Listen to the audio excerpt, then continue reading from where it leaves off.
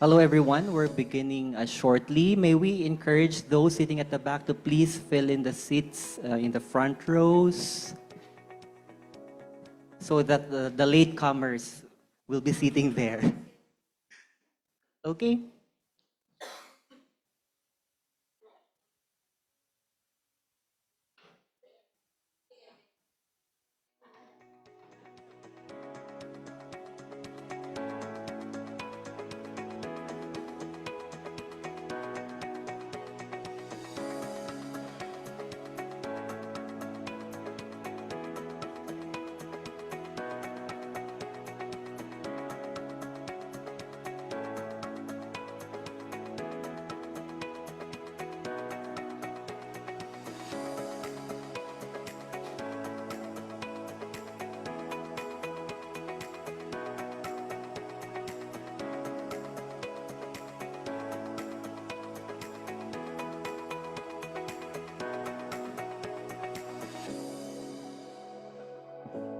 All right, so thank you very much, everyone. Hello, good afternoon.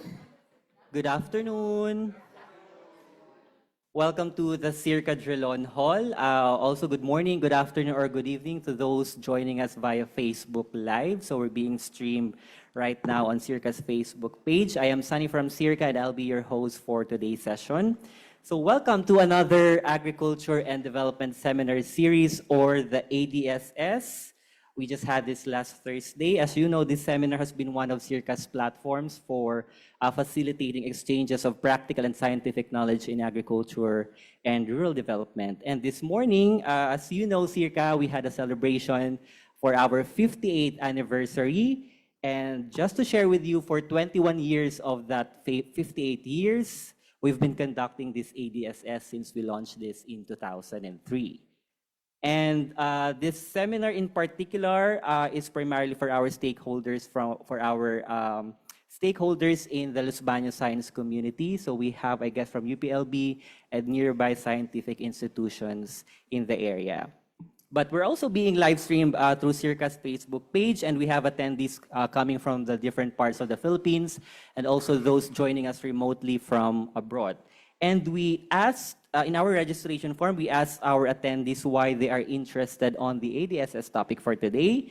And just to cite a few reasons, first, of course, to gain knowledge, enrich their teaching materials, probably for those who are professors or teachers, and learn about sustainable farming practices. And a lot of our attendees have shared, they have expressed their concerns about environmental impact of pesticides and the importance of finding safer alternatives. And we also have attendees citing the potential benefits of pesticide-free farming for crop protection, human health, and overall agricultural sustainability. So I've seen the presentation, and I believe that much of this will be covered by our special guest from Germany. So to formally welcome us all this afternoon and to briefly introduce our resource speaker, may I call on SEARCA Center Director, Dr. Glenn B. Gregorio.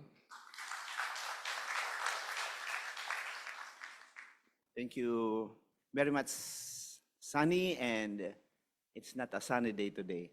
It's a rainy day, so thank you for that. And now I have my notes, because as I told you, I'm not a politician, so I have to read my notes here. So it is my pleasure to introduce our distinguished speaker for today's SEARCA's Agriculture and Development Seminar Series. So we call it ADSS. Professor Dr. Enno Bahrs, who will present on the compelling topic about pesticide-free cropping system, my dream. That's my dream. Game changer, or the slow seller. So it's very controversial topic. So Dr. Bahrs is a renowned figure in the agricultural economics and farm management. He currently serves as the head of the Department of Agricultural Business Management at the prestigious University of Hohenheim in Germany. He brings with him a wealth of experience from his diverse academic journey. Before taking his current role, he served as the Professor for Sustainable Economic Development in Agriculture at the University of Natural Resources and Life Sciences in Vienna, Austria. And as an assistant professor of farm management at George August University, Göttingen in Germany, his international academic contribution has underscored his dedication to advancing sustainable farming practices globally. So beyond academia, Professor Bahrs actively shaped agricultural policies and research. He is a key member of several influential scientific boards, including Scientific Advisory Board on Biodiversity and Genetic Resources and Scientific Advisory Board on Plant Protection under the German Federal Ministry of Food and Agriculture. So he's very influential. So if you need something from Europe, go to him. So he is, furthermore, his role on the editorial board of the German Journal for Agricultural Economics highlights his influence in advancing agricultural research and innovation. Today, he will share his experience on a timely and thought-provoking topic, pesticide-free cropping system, game changer, or slow sellers. With his extensive background in farm management and sustainable agricultural system, we are certain his insight will inspire lively discussion and deeper understanding of the complexities surrounding this critical issue. Please join me in warmly welcome Professor Dr. Enno Bahrs.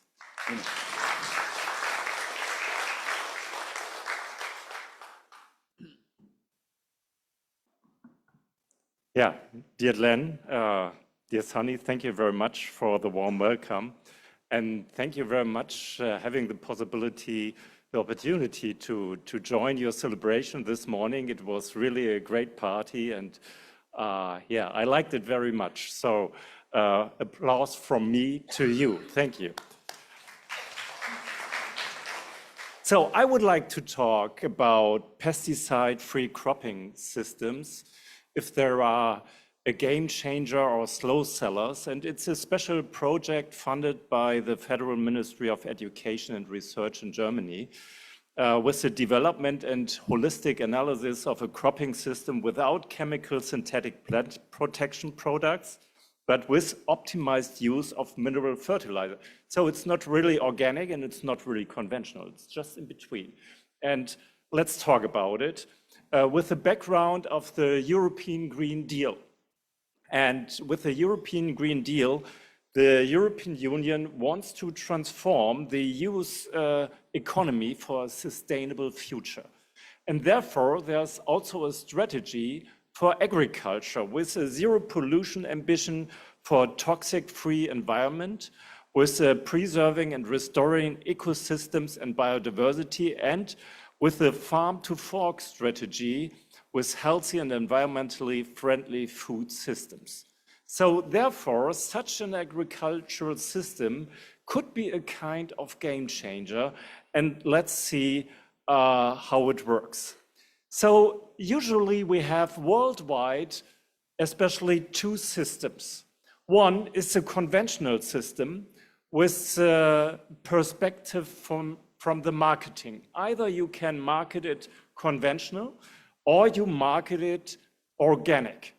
And conventional means you have especially industrialized processes with monotone crop rotations, low degree of heterogeneity in agricultural landscapes, high yield varieties, high external inputs, etc., etc.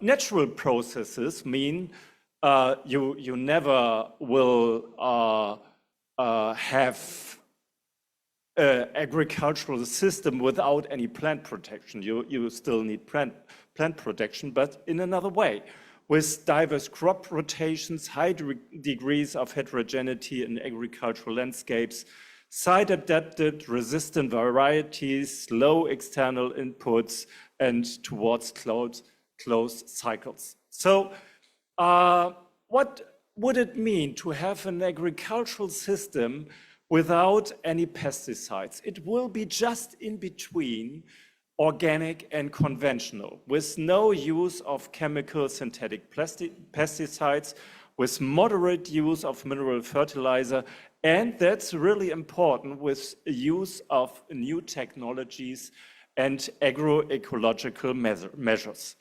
So why do we need pesticide-free farming concepts and cropping systems? So we could say we don't use it. But especially in Europe, and that's not the very case here in Southeast Asia, but maybe it will become in future, I really don't know. But that's the case in Europe. We have more and more registration restrictions for future and fewer active ingredients for chemical synthetic pesticides. We have also to secure the quantitative supply of food, not only in Europe, but also for the whole world. Because we export a lot of foodstuff in other parts of the world. And that's more and more important for Europe.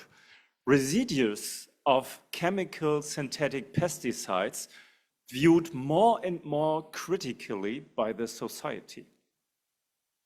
So let's talk about the other side. If you don't use any chemical synthetic pesticides, you will have, for sure, yield depressions or yield losses because of diseases, because of pest infestations, and because of weeds. We all know that very well. And you will have also economic risks and marketing with regard to quantity, but also with regard to quality. Chemical synthetic pesticides saves quality. Let's talk about, for example, fungi. You will have a lot here in Southeast Asia with your weather conditions. And it's not the very same in the middle of Europe. So in the middle of Europe, you can leave chemical pesticides more easy than here in Southeast Asia. So it's a different story, and you have to keep this in mind. To address all the sustainable development goals of the United Nations, which means to have a high supply performance and to promote biodiversity and increase sustainability with a contribution to climate protection, and also to have a sufficient consumer acceptance, what characteristic must a pesticide-free cropping system have in order to achieve the status, objective, and goals of the United Nations? Big question mark. So that's our try. What are the main characteristics of our so-called NOPS cropping system without chemical synthetic pesticides, but with mineral fertilizer? It addresses agroecological measures like diverse crop rotations, disease-resistant varieties, optimized sowing patterns, and also with regard to landscape elements to promote resilience, yield stability, and resource protections. And also promote plant growth and plant health with bioeffectors and beneficial organisms. And that's why such a system is not old wine in new bottles. Think about 100 years ago. We had already agricultural systems without chemical synthetic pesticides, but with mineral fertilizers. It was the time 100 years ago. But nowadays, we have much more new techniques, especially with regard to smart farming technologies, which makes it much more easier to have an agricultural system without any chemical synthetic pesticides. With the monitoring of plant growth and plant health, with application of seeds, nutrients, beneficial organisms, and bio-based pesticides, and also with regard to weed control with camera-controlled automatic weed hoes and harrows. So Here we have an increasing resource efficiency. To deal with such a agricultural system, you need really a lot of expertise. And that's why we have a huge networks of researchers inside our project. And that means we have different work packages with NOPS cropping system development. That means crop production, smart farming techniques, plant nutrition, soil ecology, and also, that's more important for land, breeding and plant protection. We have a second work package with ecological and qualitative evaluation with regard to crop quality, environmental impacts, but also with regard to soil-plant pathogen interactions. And at the end, we have a third package, which means we have economic and social evaluation. So we have research at all scales, beginning with the plant itself, with lab analysis and greenhouse experiments, with system and exact trials, and I will show you the results of it later. And we have also farm analysis surveys, and at the end, the analysis of the whole region with the conversion of a cultivation system. So that are the main points of our research network. And we run different system trials, and we have two locations for us for the system trials. One is in the southwest of Germany at the University of Hohenheim, and one is in the northwest of Germany with our partner from the Julius Kühn Institute. And here you can see our main crop rotation, and it's really different to those crop rotations you have here usually. So you have to have a kind of abstract recognition to it. So just try to be in Germany to understand our system trials. So I will show you the results of this system trial, especially on the location, at the location of the University of Hohenheim. So these are our results from a couple of years. And as you can see, if we take, we had the story yesterday, if we call it maize or corn, so maize means corn, but this is especially silage maize, because that's most popular in Germany. We have 2 million hectares of silage maize, especially for fodder and to get energy from it. And we have only 0.5 million hectares of really corn.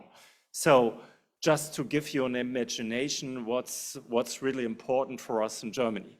So these are the results from silage maize and also from soybeans, winter wheat, and triticale and spring barley, so typical cereals in Germany.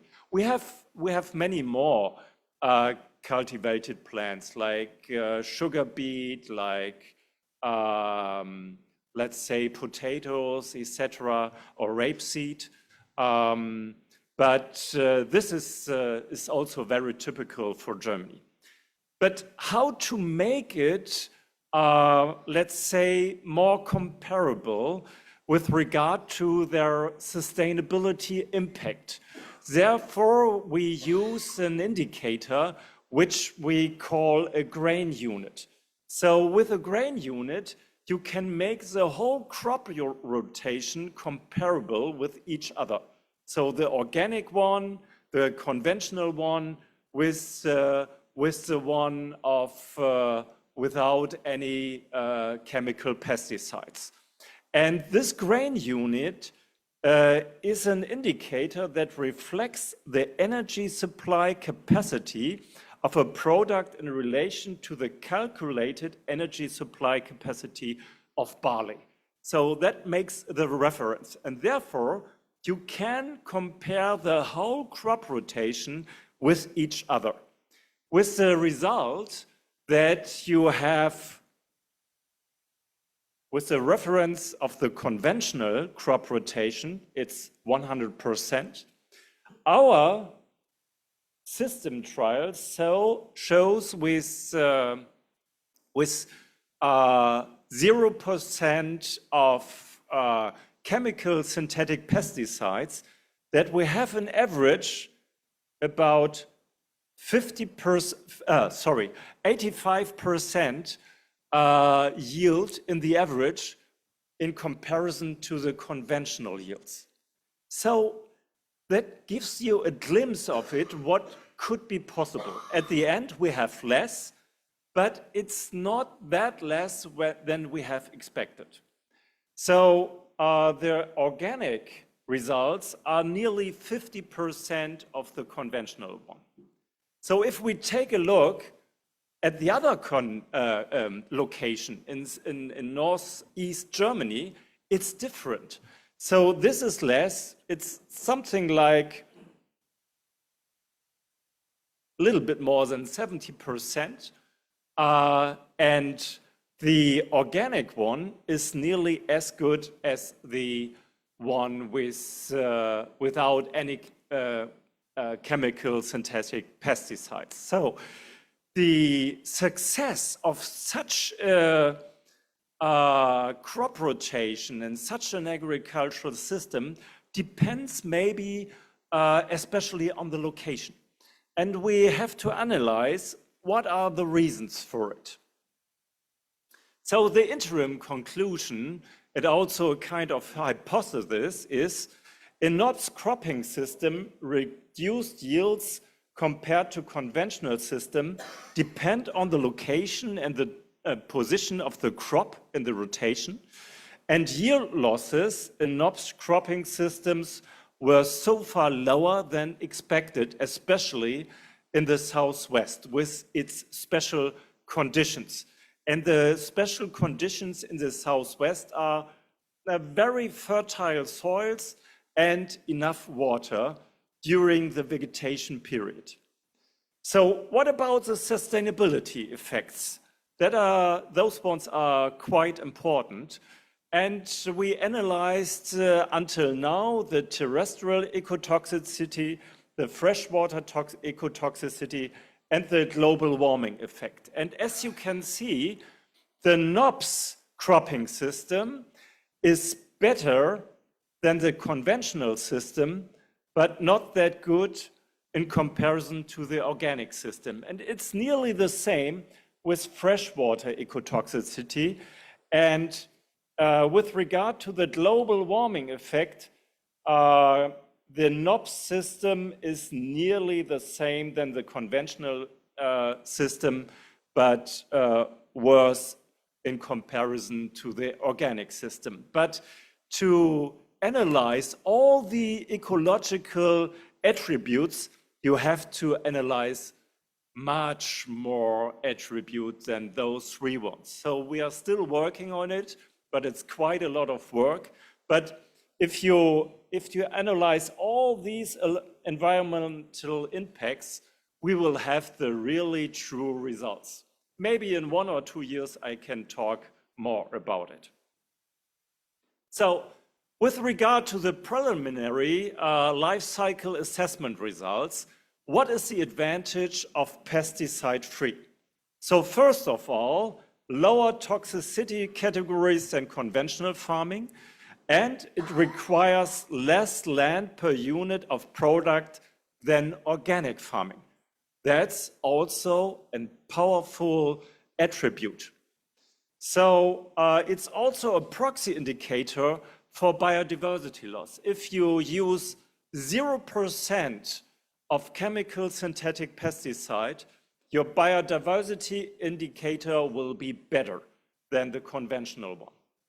So the second point is, and that's a really tricky point, pesticide-free is a very convincing story because this system is much easier to explain then less pesticide. If you tell a consumer a story about we use 50% less pesticide, they would say, okay, but it doesn't really convince me. But if you tell the story of 0 pesticides, that's a convincing story, especially for those consumers who prefer and appreciate food with 0% pesticides. And therefore, we have to analyze the market effects of such products. So, what are the marketing options for pesticide-free cultivation systems in the food chain in Europe? And that's really important. It could be very different to the consumers in Southeast Asia. So, are there any opportunities for pesticide-free products on the markets? And will those consumers, those food users, pay more money for it? Because that's important. If you have 85% of the yields, the products will be more expensive. That's for sure. And you need those people paying more for such a food. But it will be less than for organic food. It's just in between. So the key question is, how can a pesticide-free form of agriculture be established on the market if you know that this one is established and this one is established, but this one not? So we make some analysis with German consumers, and we ask them, what is your anchor price for conventional products and for organic products?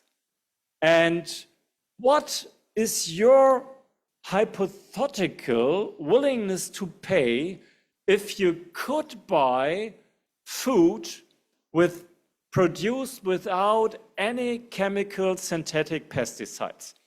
And as you can see, the willingness to pay is often as high than those one for organic products, especially when you give them the information how this food is produced. Then the hypothetical willingness to pay is every time higher than without any information. So that's a quite good basis. We do that with soy drinks, with tofu, with wheat roll, with wheat flour, with lettuce, and even with beer. You know, beer is very important in Germany, but maybe also on the Philippines, I don't know. So what are the results of the food chain analysis?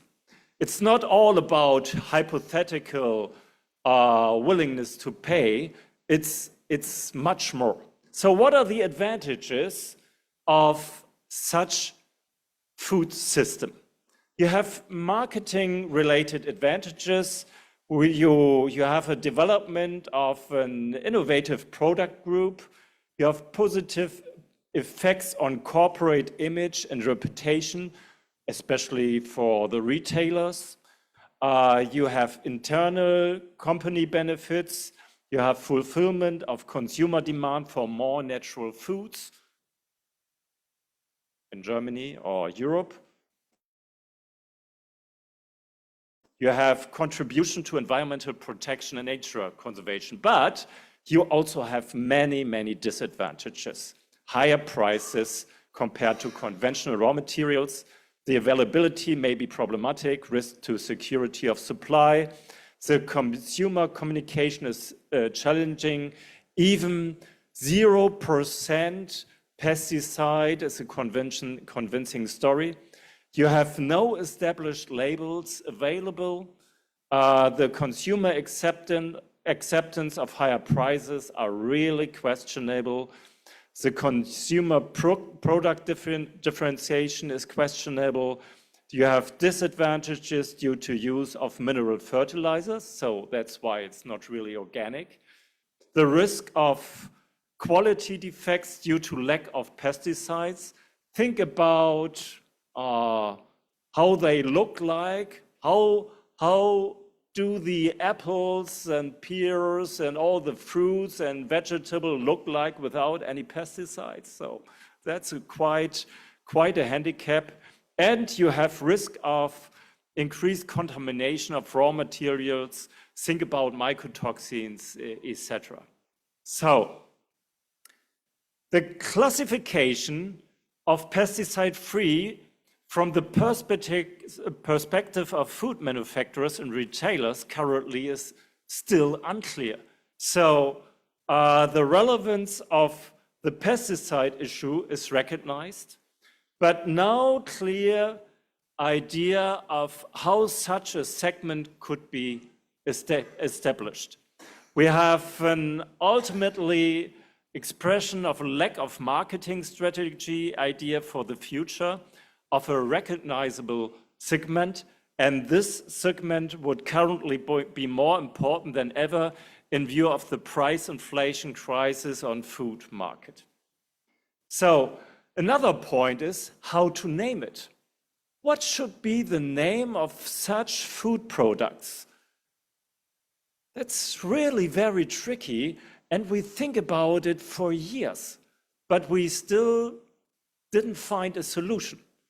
So a designation with a reference to the waiver of chemical synthetic pesticide.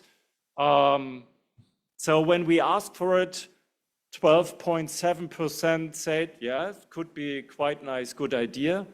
So to designate it as a hybrid cultivation system or as an alternative form of agriculture, or with a reference to mineral fertilizer, or related to the future innovation, or related to sustainability.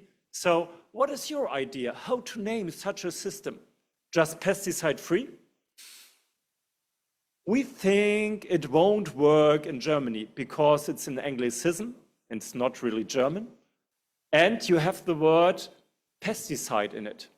And consumers who like to have food without any chemical synthetic pesticides, they even don't like the word pesticide. So that's maybe not a quite good idea.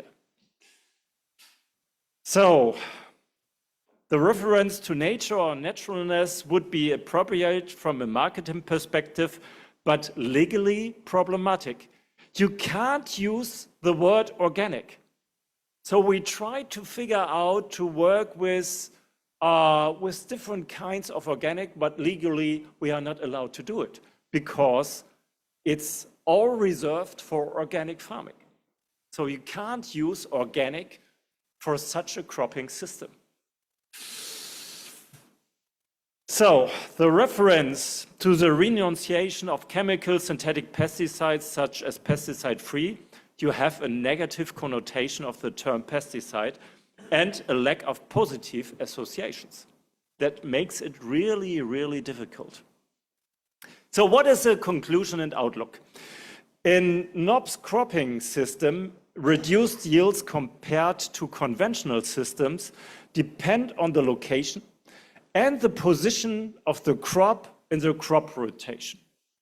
Yield losses in NOP's cropping system were so far lower than expected. That's a good point. Pesticide-free should have a positive effect on environmental protection, that's for sure. And a prerequisite for successful and sustainable application of NOP's cultivation system are effective non-chemical plant protection and fertilizer measures using modern technologies and suitable site-adapted crop and crop rotations. And the project has to be continued to ensure long-term effects on ecosystem services, economic aspects, and a reliable assessment of sustainability. So therefore, we will start a second phase, which starts in 2025. So we could convince our ministries to fund these projects longer than firstly planned. So what are the exemplary follow-up hypotheses and requirements? Are NOPS cultivation systems more suitable for better sites with good water supply and nitrogen replenishment, let's say, for example, in Stuttgart-Hohenheim, than for sites with poorer site conditions, let's say for the site in the northeast of Germany? And pesticide-free cultivation systems have effects on self-sufficiency of arable crops. So we won't have the same self-sufficiency of arable crops in comparison to conventional systems. So nowadays, we export grain to other parts of the world. If we do such a system totally in Germany, we won't be longer an exporter of cereals to the rest of the world. That's for sure. So we need valid results, and a market launch require with long funding periods and few years of experience can only illustrate trends. So this is only a trend. I illustrate you only the results for 4 years, and it was not the whole crop rotation. So we need more time to analyze it. And pesticide-free cultivation systems have opportunities on the market. Perceived risks on the part of agriculture, trade, and politics could be overcome through a system approach. So that's what we want to analyze, to have a whole farm approach. So the whole farm makes its system without any pesticides, or should we make it parcel specific? So parts of the parcels of the farm are run with a pesticide-free system, and parts of the parcel are run with an organic or conventional system. That's another try. You can also have a third one. Let's say just only produce the winter wheat pesticide-free, but every year you change the parcel. So that's not really strong enough with our point of view. So we prefer this one, just to change the whole farm in pesticide-free. But that's most challenging. But that's the most convincing story. It's the same story than organic. You have to change the whole farm on organic. Otherwise, it's not really convincing for the consumers. So our try makes politics very curious. So we invited and had guests of many of our ministers in Germany. Our current federal minister of agriculture visited us. Even our chancellor, Olaf Scholz, viewed our trials and take a look on our techniques we use. And yes, we also try to make it in social media. If you are interested in, you can take a look on it. Feel free to do that. And yes, are pesticide-free systems useful for the Philippines? You know that better than me. You're experts in the agriculture of the Philippines. So I have many doubts that you could apply this during the next 1 or 2 decades, because your conditions are really different to our ones. But you know, just think about it, just try it in small scales. Maybe in 3 or 4 decades you will be successful. I don't know. Thank you very much for your attention. Thank you very much, Professor Bahrs, for that very interesting and insightful presentation. So I think some of you have some lingering questions about the presentation or some reflections about what he presented. So there are two ways on how you can ask a question. First, you can scan the QR code and type your question, or you can also use the microphone and ask directly a question to Professor Bahrs. Anyone? Any reflections? He presented some really promising results of the NOPS. Did I say it correctly? NOPS, Yes, pretty good, NOPS. yeah. Okay, the NOPS project. Yes, sir. Please use the microphone. Hello, good afternoon. I'm M from IPB. My question is, how big should your area be to apply this type of system? And can this be applied? Do you think that this can be applied for perennial plants without cropping, without a cropping system? Sorry, I didn't pick it up. With which plants? With? Perennial plants. Perennial plants, like yeah. trees. Yeah, right. Thank you very much for those very important questions.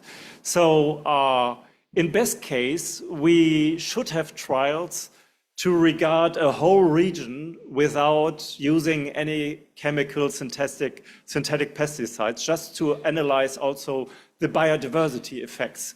So if you have a small system trial for, let's say, 1 hectare, you can't really analyze the biodiversity effects. So that's our try during the second phase.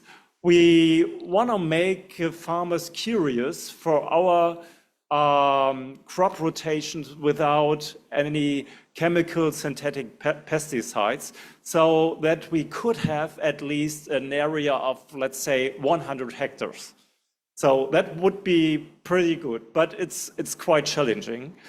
And using it for perennial plants, it depends. I wouldn't have the courage to use it, let's say, for bananas, pineapples, or mangoes. That's really, really very challenging. Then you can make it either organic, because then you have an established market for it, hopefully with higher prices. So nowadays we won't try it with perennial plants, maybe in future. Okay, thank you, Professor Bahrs. Any further questions from the audience? 100 hectares.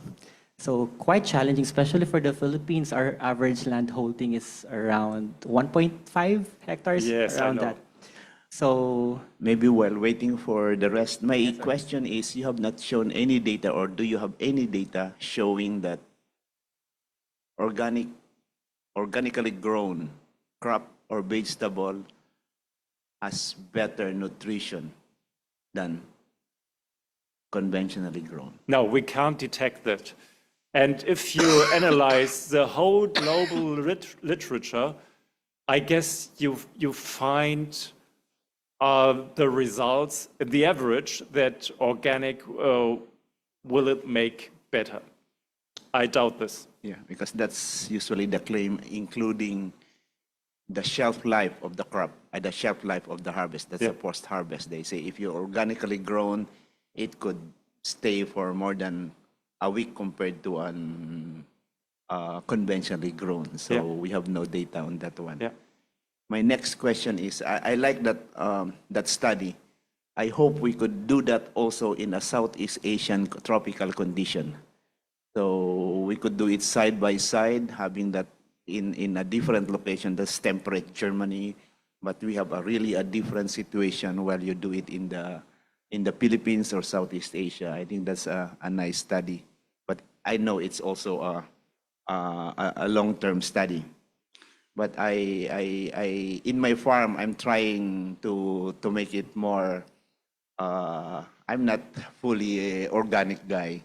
It's not my religion and organic, but I call it natural. I think it's more. They call it, is that organically grown? No, it's natural. So what's natural? It depends upon your definition. So I have more flexibility. So they like natural because the price is the same. I could not command it higher, but naturally farmed. It sounds pretty good. And you know, if you want a definition of natural farming, it depends on the location and it depends on the farmer. So both should fit with each other. And then you can have the most sustainable way to produce food. And even with plant protection products, and even if they are chemical, synthetical. So we should have in future a label which shows what is the sustainable level of the food. If you have an A, it's most sustainable. And if you have, let's say, an E, it's less sustainable. And my hypothesis is you can have an A even if you use chemical, synthetic plant protection products. Okay. Thank you. Anyone else from the audience who would like to throw a question? Yes, sir.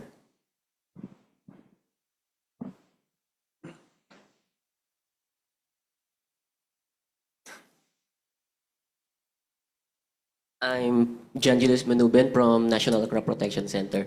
So, your talk is about pesticide-free cropping system. Have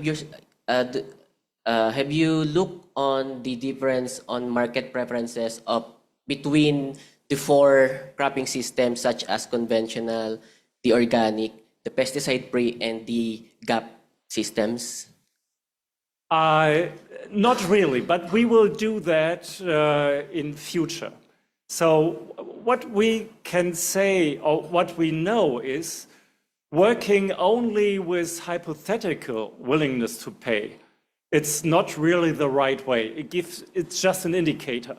But in the next phase, in the next years, we will work with real willingness to pay. So we will make shop analysis, and people have the opportunity to buy conventional, to buy organic, or to buy pesticide-free.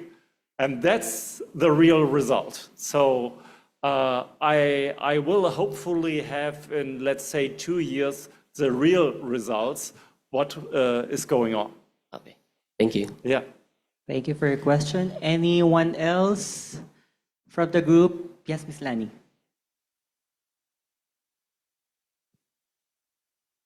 I know that you have a study on willingness to pay, and I wonder if the willingness to pay, I think it's related to consumer acceptance. And pesticide-free and organic farming has a niche, a market, and whether or not, of course, there are consumers who are chemophobia or those who are health conscious. Do you think that a farmer who would go to pesticide-free farming would still profit with the target consumers who are chemophobic or health conscious? So would it still be in Germany? Would it still be profitable to the farmer in a sense that the input would be lesser because the use of pesticide is out of the expense of the farmers? Yeah, thank you very much. A very interesting question. You know, when organic farming started in Europe decades ago, it was really a very, very, very, very small niche. And it develops over the time. And now 10% of the agricultural area in Germany is organic. So it's now more than a niche.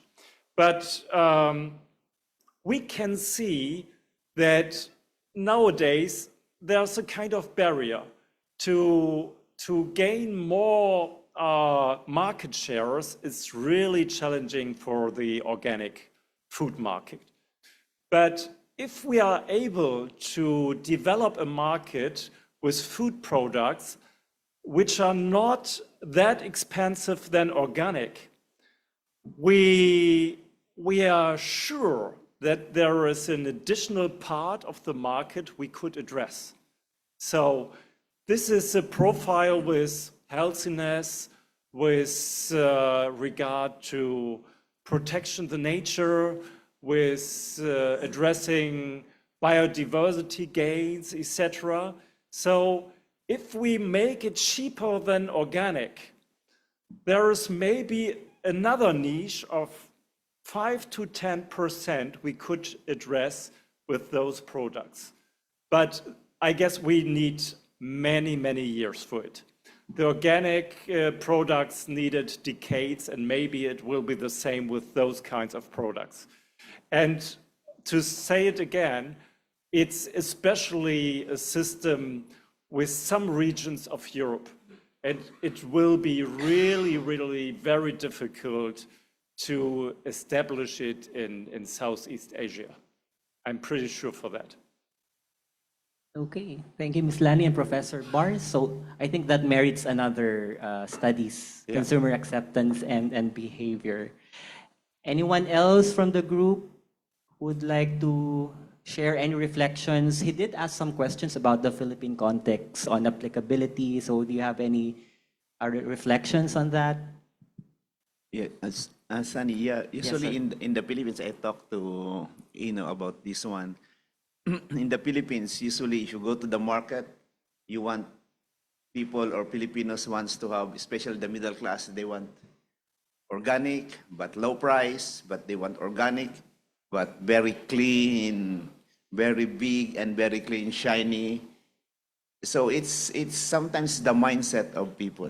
But I saw an organization, actually we go to that area where they call it ugly fruits.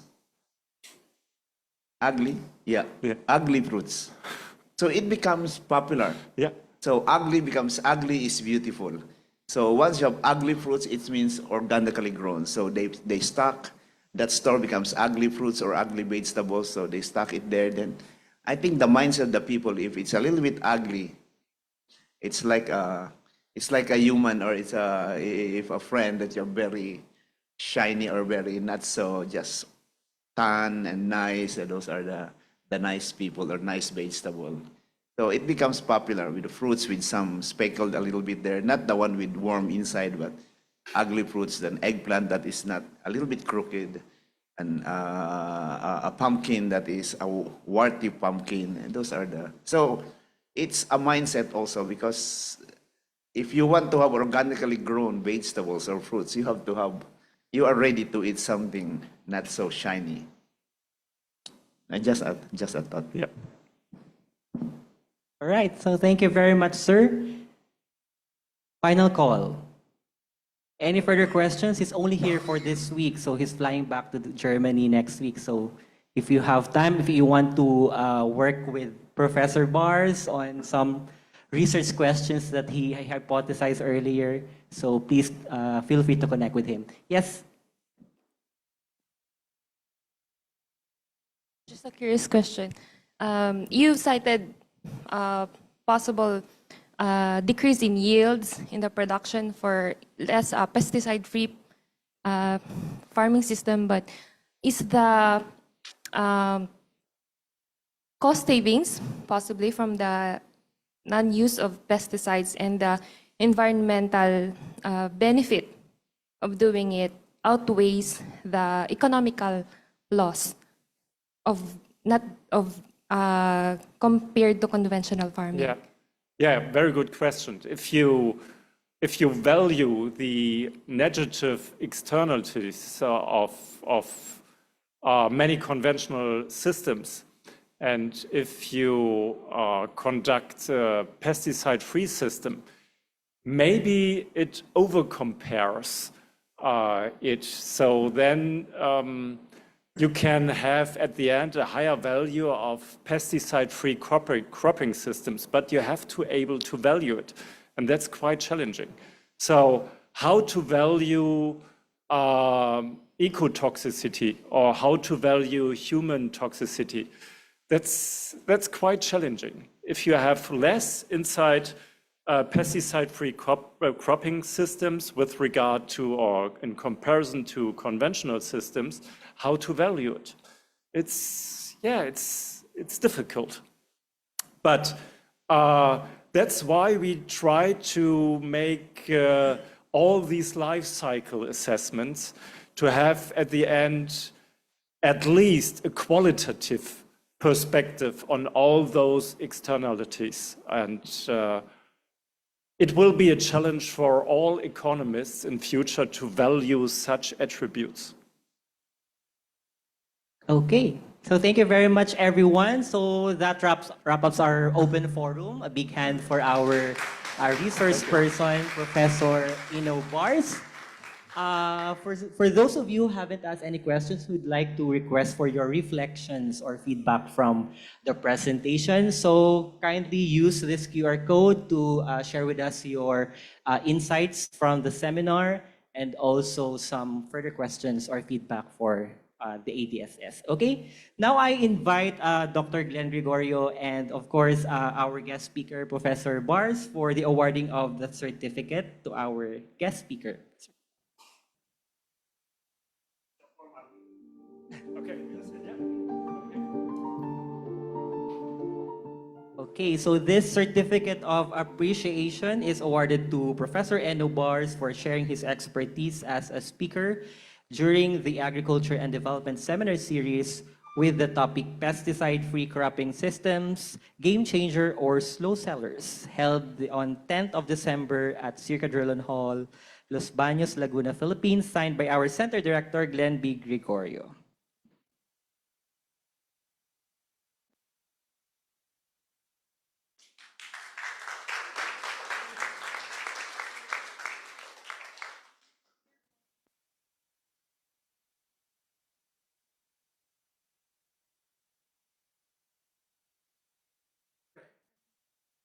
We would also like to request our audience for a group photo. So please stand and gather in the middle of the hall for a group photo. Kindly compress in the middle, please. Great.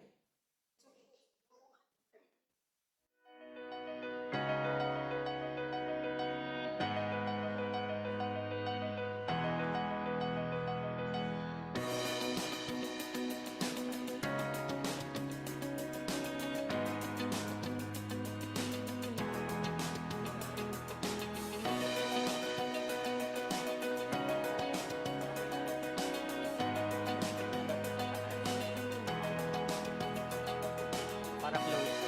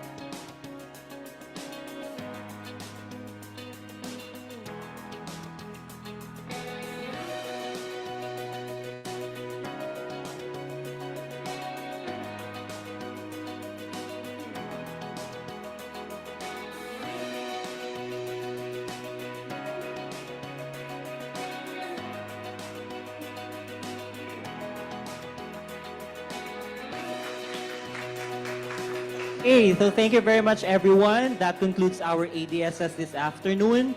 We have some light refreshments outside, so please feel free to drop by the lobby and get some snacks. Again, thank you very much to our guest speaker. For our attendees, if you have time, you can also visit our Sky Garden. It's also open, so our ushers are outside to guide you through the top floor of SEARCA.